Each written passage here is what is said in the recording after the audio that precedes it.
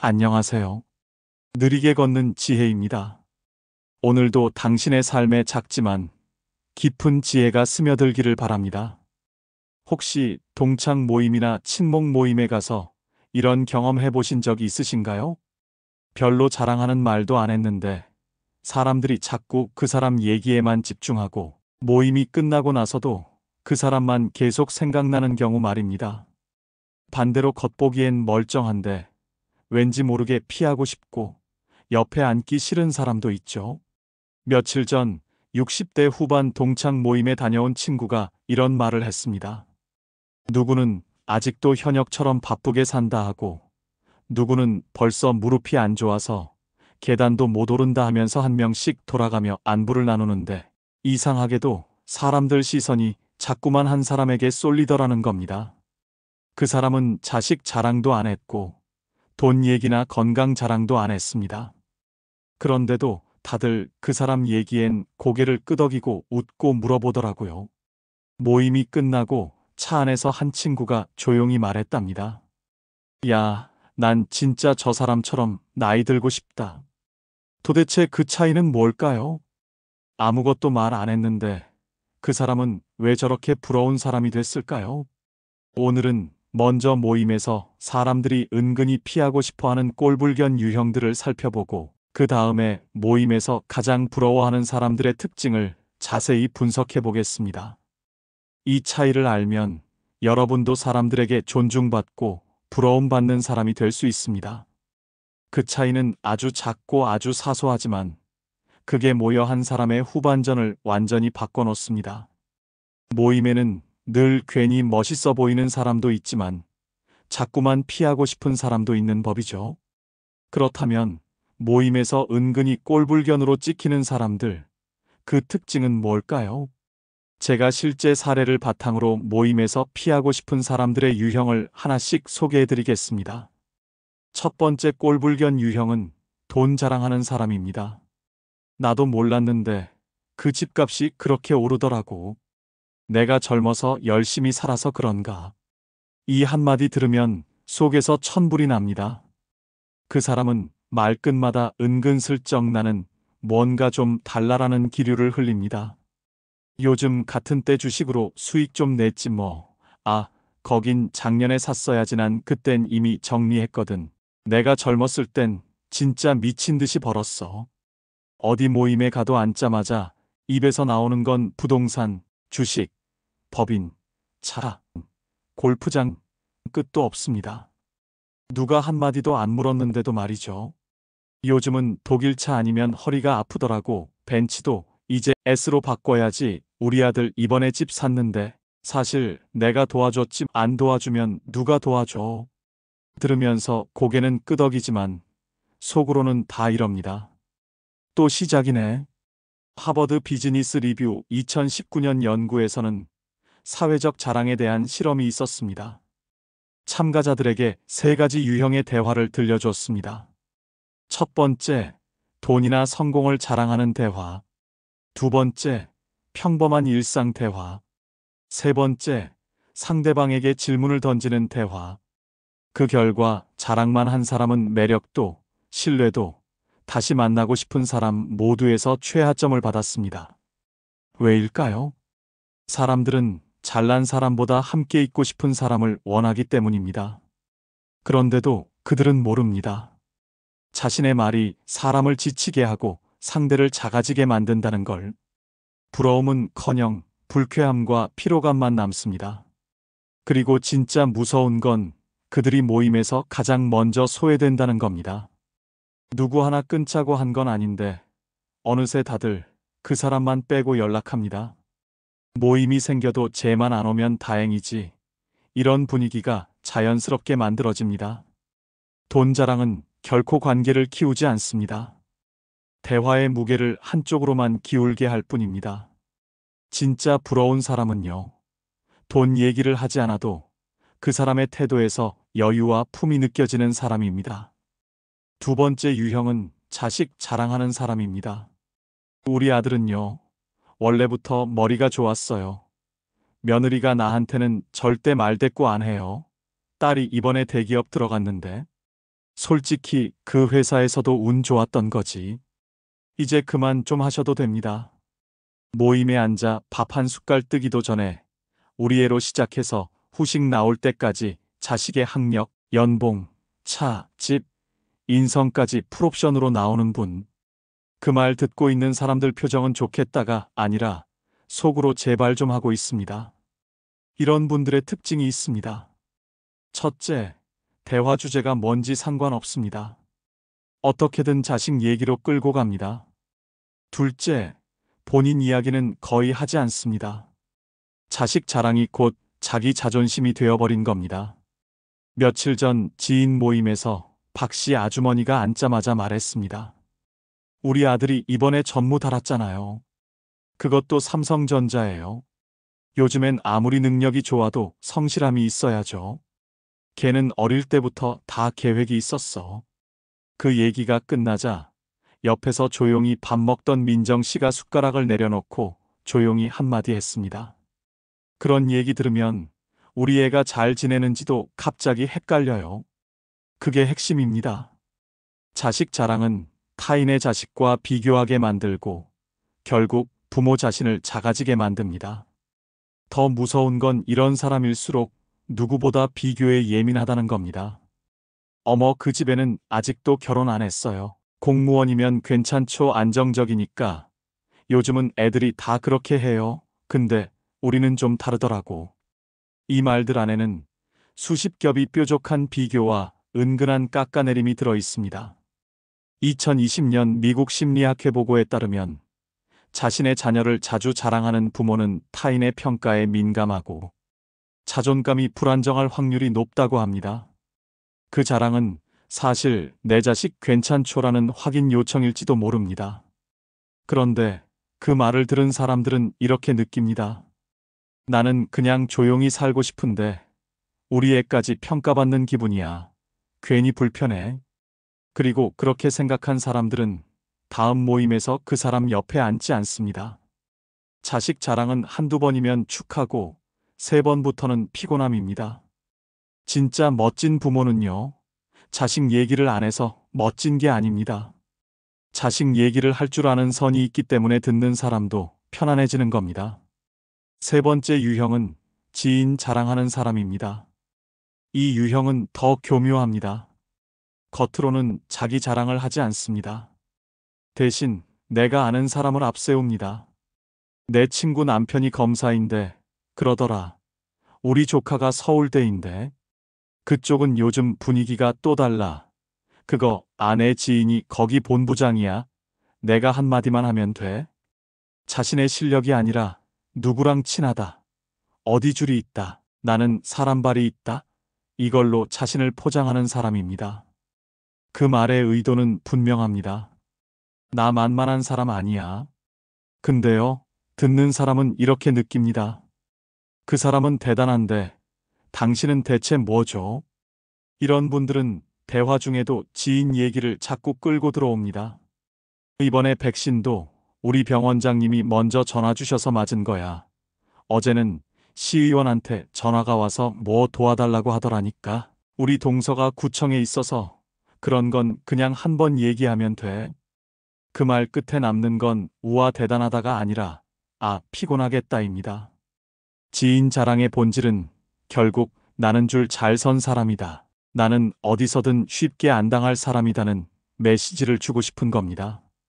하지만 그 말이 반복되면 반복될수록 사람들은 그에게서 점점 자기 말만 하는 사람의 인상을 받습니다. 그리고 점점 마음을 닫아갑니다. 왜냐고요? 그 지인이 아무리 대단해도 당신은 나랑 어떤 관계를 맺고 싶은 건지 그게 안 보이기 때문입니다. 이런 사람 옆에 있으면 늘 비교당하고 늘 작은 사람이 된 느낌이 듭니다. 어쩌다 내가 이 얘기를 듣고 있지. 지금 나를 보고 얘기하는 건가 하는 생각이 머릿속에 떠돌기 시작하죠. 그리고 결국 사람들은 조용히 거리를 둡니다. 말은 안 해도 속으로는 이렇게 생각합니다. 그렇게 친한 사람 많다면서 그럼 그 사람들이랑만 지내시죠? 지인 자랑은 관계를 넓혀주는 말이 아니라 거리감을 만드는 말입니다. 정말 매력 있는 사람은 내가 아는 사람을 자랑하지 않고 지금 눈앞에 있는 사람에게 집중하는 사람입니다. 지금 이 순간 내 앞에 있는 사람을 존중하지 못하면 아무리 대단한 사람을 안다 해도 그건 허세에 불과합니다.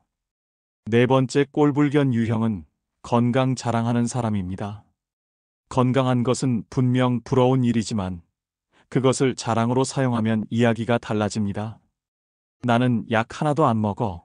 병원도 1년에 한 번 갈까 말까 해. 요즘 애들은 너무 약해. 나 같으면 그런 거로 아프지도 않을 텐데. 이런 말들은 듣는 사람들을 움츠러들게 만듭니다. 특히 아픈 사람들 앞에서 이런 말을 하면 더욱 상처가 됩니다. 69세 이씨 할머니는 당뇨와 고혈압으로 매일 약을 챙겨 먹어야 합니다. 그런데 같은 모임에 나오는 김씨 할머니는 항상 이렇게 말합니다. 나는 진짜 복받은 것 같아. 이 나이에 약 하나도 안 먹고 어디 아픈 데도 없고 요즘 사람들은 좀 연약한 것 같아. 그 말을 들을 때마다 이씨 할머니는 마음이 상합니다. 내가 약을 먹고 싶어서 먹나, 아프고 싶어서 아픈 건가. 건강한 것은 축복이지 자랑거리가 아닙니다. 진짜 건강한 사람은 건강 자랑을 하지 않습니다. 오히려 몸이 불편한 사람들을 배려하고 자신의 건강을 당연하게 여기지 않습니다. 건강 자랑하는 사람들의 공통점은 타인의 아픔에 대한 공감 능력이 부족하다는 것입니다. 자신은 건강하니까 아픈 사람의 마음을 이해하지 못하는 겁니다. 그런 사람들은 점점 외로워집니다.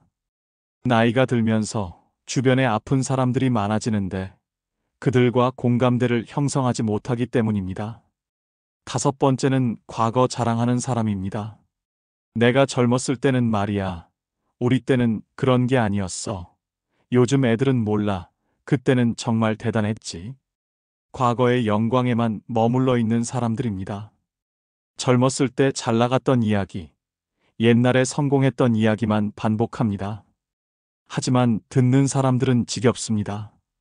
과거는 과거일 뿐이고 지금 이 순간이 더 중요하기 때문입니다. 72세 박씨 할아버지는 모임에 나가면 항상 이런 말을 합니다. 내가 30대 때는 정말 잘 나갔어. 그때 내가 회사에서 얼마나 인정받았는지 알아. 지금 젊은 애들은 그때 우리만 못해. 처음 한두 번은 사람들이 우와 대단하셨네요 하며 들어줍니다. 하지만 매번 같은 이야기가 반복되면 사람들은 지쳐갑니다. 과거 자랑하는 사람들의 공통점은 현재에 만족하지 못한다는 것입니다. 지금의 자신이 초라해서 과거로 도망가는 것입니다. 그런데 아이러니하게도 과거 자랑을 할수록 현재의 자신은 더 초라해 보입니다. 사람들은 이렇게 생각합니다. 그럼 지금은 뭘 하고 계신 건가요? 과거의 영광보다 현재의 모습이 그 사람의 진짜 가치를 보여줍니다. 여섯 번째는 남의 흉을 보는 사람입니다. 저 사람 요즘 많이 늙었어. 얼굴이 예전 같지 않아. 저 집 아들. 아직도 결혼 안 했다면서. 저 사람 남편 요즘 어떻게 지내나. 다른 사람의 불행이나 약점을 이야기거리로 삼는 사람들입니다. 처음엔 흥미진진한 것 같지만 시간이 지나면 사람들은 경계하기 시작합니다. 저 사람이 다른 사람 흉을 보면 내 흉도 남에게 말할 거야 라는 생각이 들기 때문입니다. 65세 최씨 할머니는 모임에서 항상 다른 사람 이야기를 합니다. 저 사람 딸이 이혼했다더라. 저 집은 요즘 경제적으로 힘들다더라. 저 사람 며느리가 시어머니를 잘 안 모신다더라. 처음엔 사람들이 관심을 보이며 들어줍니다. 하지만 시간이 지나면서 사람들은 최씨 할머니를 피하기 시작합니다. 내 이야기도 저렇게 남에게 할 텐데라는 생각이 들기 때문입니다. 남의 흉을 보는 사람들의 특징은 자신에 대한 이야기는 거의 하지 않는다는 것입니다. 자신의 문제나 약점을 드러내기 싫어서 남의 이야기로 관심을 돌리는 겁니다. 하지만 이런 행동은 결국 자신을 고립시킵니다. 아무도 그 사람을 믿지 않게 되고 진짜 속마음을 털어놓지 않게 됩니다. 남의 흉을 보는 사람은 결국 자신도 고립됩니다. 사람들은 그런 사람과는 진솔한 관계를 맺고 싶어 하지 않기 때문입니다. 이제 반대로 모임에서 가장 부러움받는 사람들의 특징을 살펴보겠습니다. 삶을 잘 꾸려온 사람들은 몸과 돈, 가족만 챙긴 게 아닙니다. 그 사람들에겐 말투에서도 여유가 있고 행동에서도 존중이 느껴지고 분위기에서도 사람을 편하게 하는 뭔가가 있습니다. 부러움을 받는 사람들은 어떤 사람들인지 지금부터 알려드리겠습니다. 첫 번째, 건강한 사람이 최고의 부러움을 받는 사람입니다. 모임에서 가장 먼저 연락받는 사람은 누구일까요? 돈 많은 사람도 자식 잘 된 사람도 아닙니다.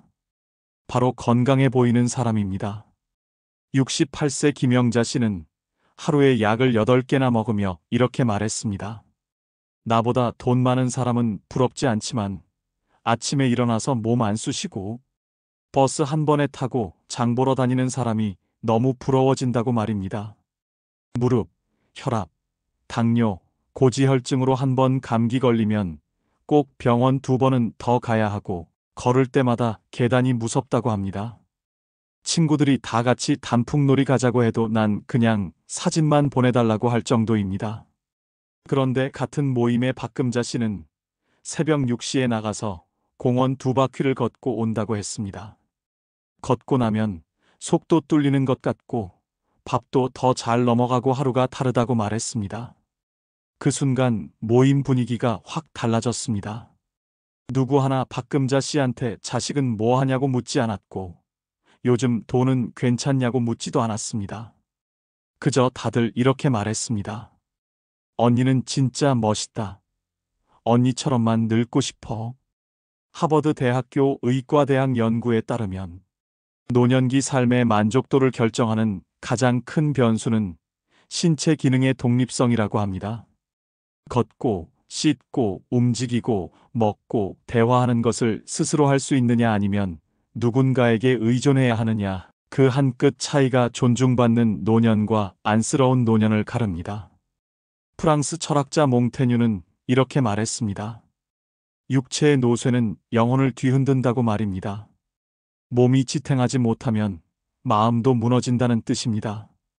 2021년 서울아산병원 실험에 따르면 60세 이후에도 하루 30분 걷기 운동을 3개월 이상 한 그룹은 우울감, 수면장애, 관절통, 심지어 인지 기능까지 유의미하게 개선되었다고 합니다.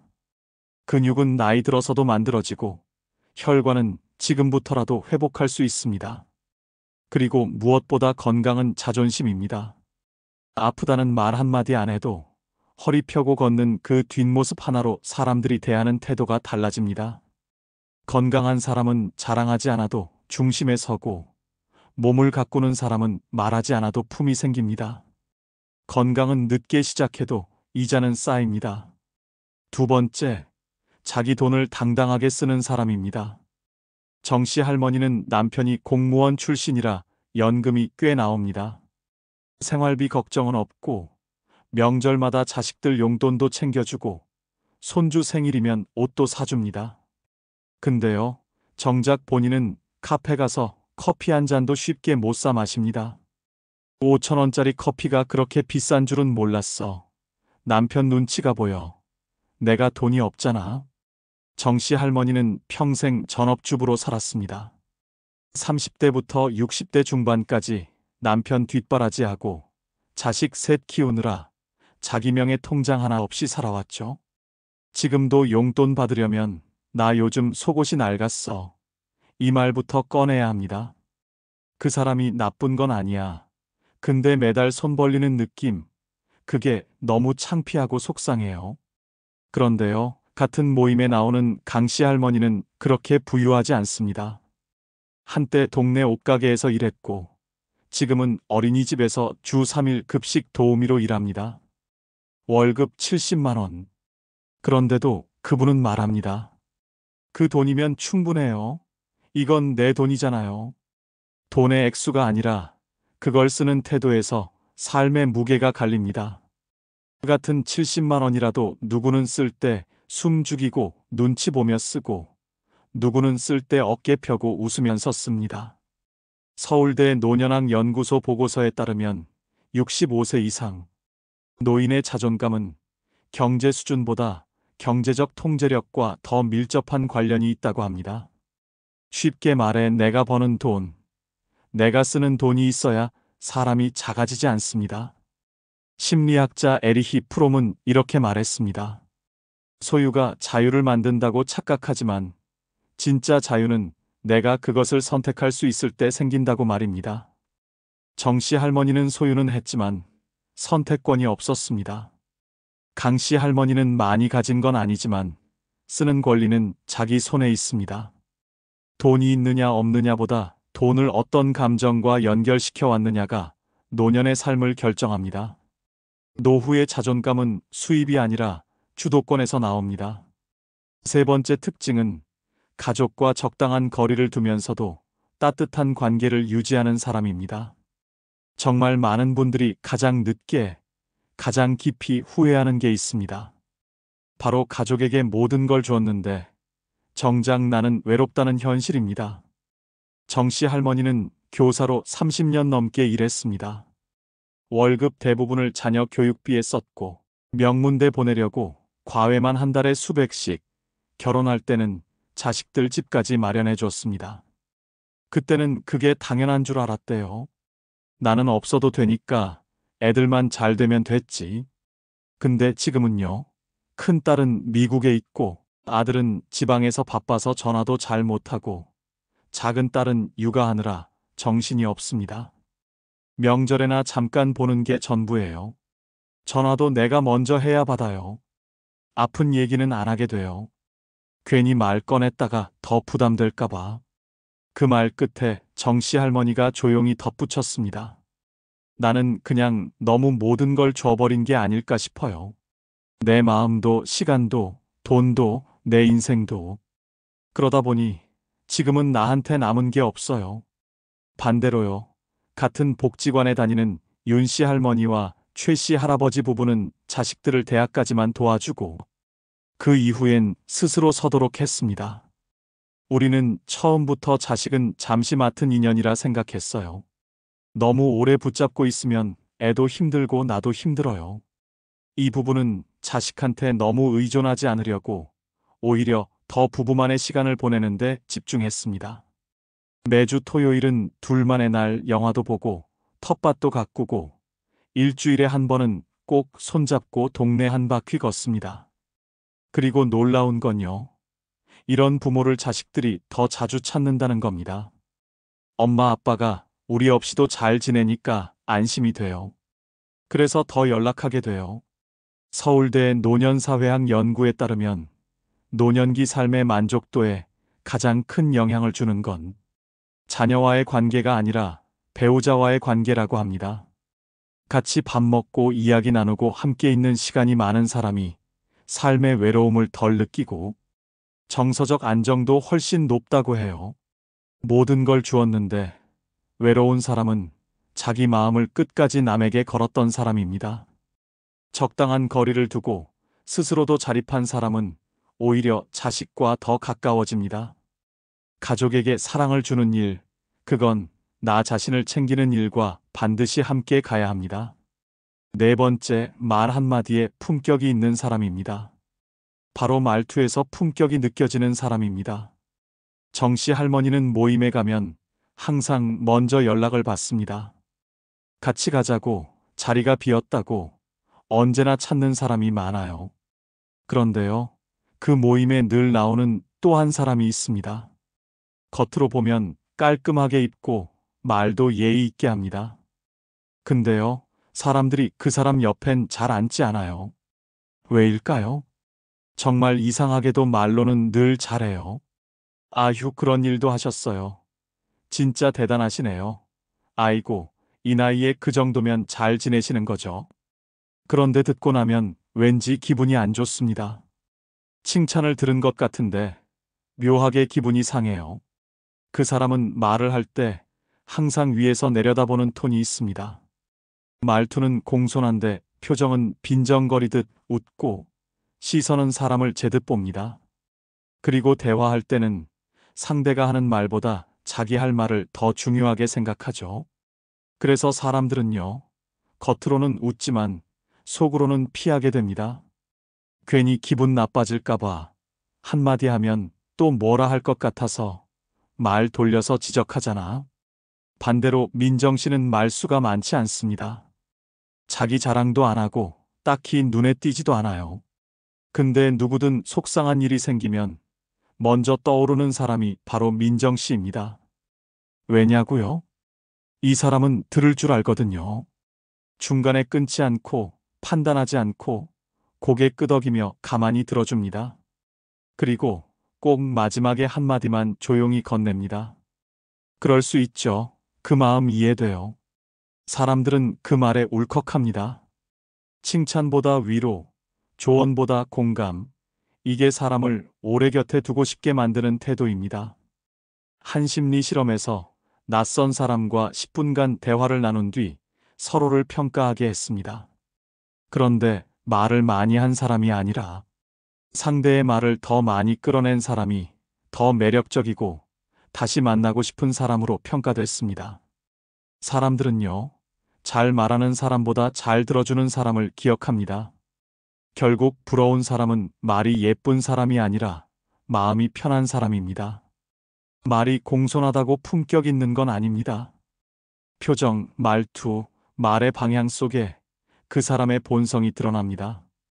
오래 곁에 두고 싶은 사람은 들어주는 사람, 비교하지 않는 사람, 말 한마디에 따뜻함이 느껴지는 사람입니다.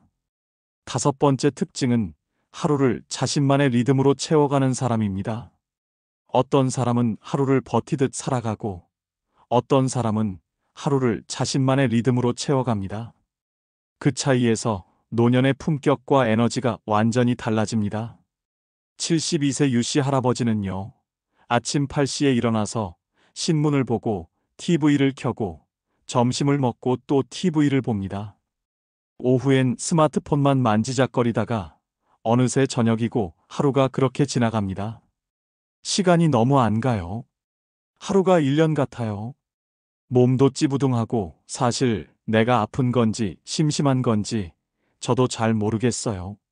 반면 같은 동네에 사는 강씨 할머니는 65세에 복지관에서 우연히 수채화 수업을 듣기 시작했습니다. 손이 떨려서 처음엔 잘 그리지도 못했지만 지금은 동네 전시회에도 그림을 내고 그림 친구들과 제주도 스케치 여행도 다녀왔습니다. 그림 그리는 시간이 너무 행복해요. 혼자 있어도 전혀 외롭지 않아요. 붓을 잡고 있으면 그림 속에 내가 들어가 있는 기분이에요. 그 모습만 보면 나이는 같아도 에너지가 다릅니다. 눈빛, 말투, 웃음, 모든 게 달라집니다. 사람들은 말합니다. 저분은 뭔가 있어. 기다리는 사람이 있는 것도 아닌데 매일 바쁘고 밝고 살아있어 보여. 서울대학교 심리학과 연구에 따르면 주 3회 이상 취미 활동을 하는 노인은 그렇지 않은 노인보다 우울증 발생률이 68% 낮고 치매 위험도 47% 낮다고 합니다. 하지만 여기서 더 중요한 건 취미의 기능이 아니라 효과입니다. 내가 뭔가에 몰입하고 기다려지는 내일이 있고 나만의 일정이 있다는 사실, 이게 사람을 젊게 만들고 사람을 사람답게 만듭니다. 일본 노인복지 전문가 히라카와 박사는 이렇게 말했습니다. 노후엔 심장이 뛰는 일을 하나쯤은 가져야 한다. 짧지만 정말 강한 말입니다. 사람은요, 몸이 늙어서 나이 드는 게 아니라 심장이 멈춰가는 걸 스스로 방치해서 삶이 무너지는 겁니다. 취미는 단순한 시간 때우기가 아닙니다. 매일을 기다리게 만드는 삶의 에너지입니다. 당신의 하루가 무의미하지 않다는 걸 증명해주는 작지만 강한 이유입니다. 지금까지 긴 이야기를 함께 나눴습니다. 먼저 모임에서 피하고 싶은 꼴불견 유형 6가지를 살펴봤습니다. 돈 자랑하는 사람, 자식 자랑하는 사람, 지인 자랑하는 사람, 건강 자랑하는 사람, 과거 자랑하는 사람, 그리고 남 흉보는 사람. 이 사람들의 공통점은 자기중심적이고 타인에 대한 배려가 부족하다는 것입니다. 겉으로는 대화를 하는 것 같지만 실제로는 자신만을 드러내려 하고 상대방을 불편하게 만드는 특징이 있습니다. 그 다음에는 모임에서 부러움받는 사람들의 특징을 살펴봤습니다. 건강한 사람, 자기 돈을 스스로 쓸 줄 아는 사람, 가족과 거리를 지켜도 따뜻한 사람, 말투 하나에도 품격이 있는 사람, 그리고 하루를 살아내는 힘이 있는 사람. 그 사람들은 자랑하지 않아도 존중받고 억지로 꾸미지 않아도 사람들 마음속에 오래 남습니다. 하지만 이 모든 것의 핵심은 하나입니다. 진정성 있게 살아가는 것입니다. 건강을 자랑하려고 운동하지 마세요. 건강하게 살기 위해 운동하세요. 돈을 과시하려고 벌지 마세요. 자유롭게 살기 위해 벌고 모으세요. 사람들에게 인정받으려고 착한 척하지 마세요. 진심으로 다른 사람을 배려하세요. 그 진정성이 바로 사람들이 당신을 부러워하게 만드는 진짜 이유입니다. 완벽한 사람은 없습니다. 우리 모두 부족하고 실수하고 때로는 어리석습니다. 하지만 그 불완전함을 인정하고 조금씩 나아지려고 노력하는 모습이 아름답습니다. 돌아보면 우리 모두 그 사이 어딘가를 오가며 살아왔는지도 모릅니다. 누군가의 건강을 부러워했고, 누군가의 말에 상처받았고, 누군가의 삶 앞에 괜히 나 자신이 초라해진 적도 있었을 겁니다. 하지만 그 모든 걸 지나 지금 이 순간 여러분은 이 영상을 보고 있습니다. 그건 지금부터라도 내 삶을 더 괜찮게, 더 따뜻하게, 더 당당하게 살아가고 싶다는 뜻 아닐까요? 그 마음이면 충분합니다. 앞으로 누군가 당신처럼 나이 들고 싶다고 말할 수 있도록 지금부터 단 한 걸음씩만 바꿔보세요. 몸을 조금 더 돌보고, 마음을 조금 더 따뜻하게 하고, 말을 조금 더 예쁘게 하고, 하루를 조금 더 의미 있게 살아가는 것. 그것만으로도 당신은 충분히 멋진 사람입니다. 나이 드는 것이 두렵지 않고 오히려 기대되는 삶을 살아가시길 바랍니다. 그래서 언젠가 누군가 당신을 보고 이렇게 말할 수 있기를 바랍니다. 나도 저분처럼 나이 들고 싶다고 말입니다. 오늘부터 딱 이것만 하세요. 아침에 일어나서 공복 스트레칭 3분, 하루 30분 걸으세요. 계단도 좋습니다. 식사에 단백질 꼭 넣으세요. 고기 조금, 두부, 달걀 뭐든 괜찮습니다. 한 달에 한 번 건강검진 일정을 캘린더에 적어 놓으세요. 부러움은 우연히 생기지 않습니다. 습관의 결과입니다. 지금의 몸이 앞으로 5년, 10년 뒤 당신을 존중받게 만들지 눈치 보게 만들지 결정할 겁니다. 자기 명의 통장을 따로 만들고 아주 적은 금액이라도 내가 쓸 수 있는 예산을 나 스스로 정하세요. 그게 3만 원이어도 괜찮습니다. 그건 자존감 통장입니다. 그리고 지금 이 영상을 보고 있는 분들은 자녀나 배우자에게 난 돈 필요 없어. 그렇게 말하지 마세요. 그 말이 나중에 엄마는 괜찮으니까 굳이 드릴 필요는 없겠지. 이렇게 돌아옵니다. 정말 필요한 건 큰 돈이 아니라 내가 나를 위해 쓸 수 있는 권리입니다. 말하기 전에 5초만 생각하세요. 이 말이 상대를 기분 좋게 할까? 아니면 나만 시원할까? 상대방이 말할 때는 핸드폰을 내려놓고 진심으로 들어주세요. 내 경험담으로 바로 바꾸지 말고 질문으로 관심을 표현하세요. 그래서 어떻게 되셨어요? 그때 마음이 어떠셨어요? 이런 작은 관심이 당신을 특별한 사람으로 만듭니다. 그리고 무엇보다 지금까지 해보지 않았던 새로운 일 하나를 시작해 보세요. 그림이든 글쓰기든 운동이든 요리든 나이가 많아서 늦었다고 생각하지 마세요. 시작하지 않아서 늦어지는 겁니다. 새로운 것을 배우는 순간 당신의 눈빛이 달라집니다. 그 눈빛을 본 사람들이 당신을 부러워하게 될 겁니다. 마지막으로 이것만 기억하세요. 과거는 바꿀 수 없지만 지금 이 순간부터는 당신이 선택할 수 있습니다.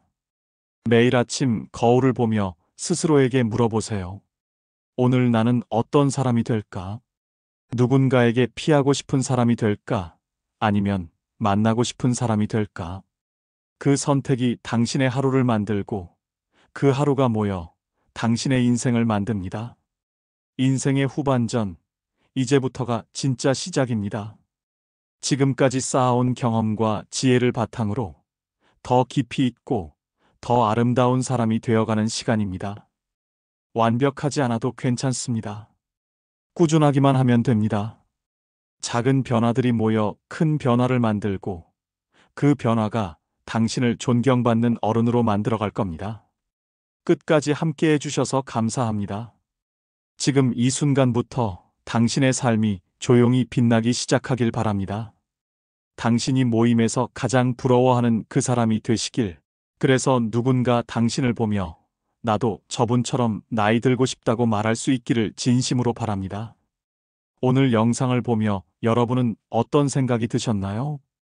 여러분의 경험과 생각을 댓글로 나눠주세요. 여러분의 이야기가 누군가에게 큰 위로와 깨달음이 될 것입니다.